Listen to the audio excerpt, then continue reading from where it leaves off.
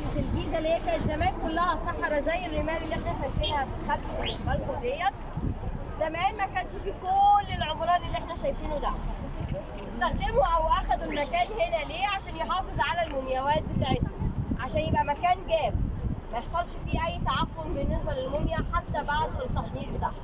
الحجر اللي انا ماسكاه ده اسمه الحجر الجيري الابيض. ده عامل زي الطباشير كده، تمام؟ ده عشان لما بتحط عليه ميه زي ما احنا قلنا بيبقى سهل في التشكيل، وهيبتدي ان هو يسهل على البناء او البناء للمكان، هيبقى سهل جدا. لما بيتحط في المكان بيتعرض للشمس، لو حضرتك عايز تاخدها خدها مفيش مشكله، تمام؟ بيتعرض للشمس لان زي ما انتم شايفين الشمس كل يوم عموديه على المكان هنا، فبيبقى منها الصلابه، بيبقى اصلب من اي حجر تاني. المنطقه اللي احنا فيها دي كلها منطقه الجيزه بترجع لعصر الاسره الرابعه اللي هي مؤسسها هو الملك خوفو اللي احنا شايفين الهرم الكبير بتاعه. هرم الملك خوفو اللي بيعد من عجائب الدنيا السبع قديما وحديثا. ليه؟ لأن الزاوية بتاعته اللي هي شايفينها عاملة كده زاوية 52. زاوية انهيار أي بناء هو مبني على هذه الزاوية عشان يفضل مدى الحياة بأمر الله بنفس الشكل ده. حجم الحجر بيتراوح من 2 طن ل 15 طن. ما بين كل حجر والآخر مفيش أي مادة في نفس الأحجار مع بعض. طيب بيتعمل ازاي؟ عن طريق الكبس وعن طريق التقل بتاع كل حجر والآخر اللي هو وزنه من 2 طن ل 15 طن.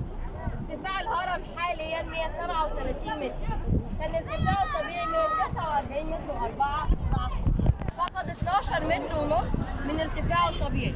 عن طريق ايه؟ عن طريق زلزال حصل زمان كبير خلال القرن التاسع، ده ادى الى قفله الهرم اللي في منتصف الجرانيت ده، القمه من فوق في المفروض كده كانت داخله كان في طريق تنازلي افقي تصاعدي لحجره الدفن.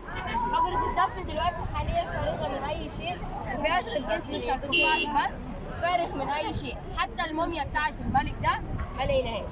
الهرم ده اخذ 20 سنه في البناء بتاعه.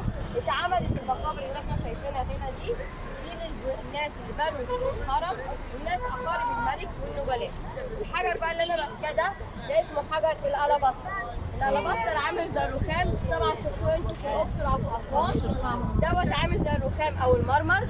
ده لما بيتحط عليه ميه برده بيبتدي يتلمع زيه زي تمام زيه هو ده عايز تمام. ده اتعمل بيه الشابو اللي احنا شايفينه في الهرم الثاني.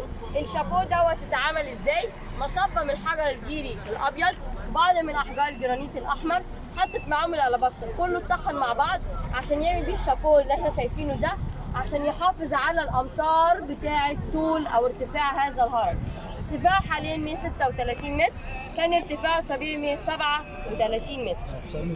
الهرم متر واحد. على خاطر احنا هنقف دلوقتي هنتصور مع المصور وناخد صور هنا. بعد ما نخلص خالص نبتدي نقرب منه فوق، وبعد كده هننزل نشوف ابو ان شاء الله.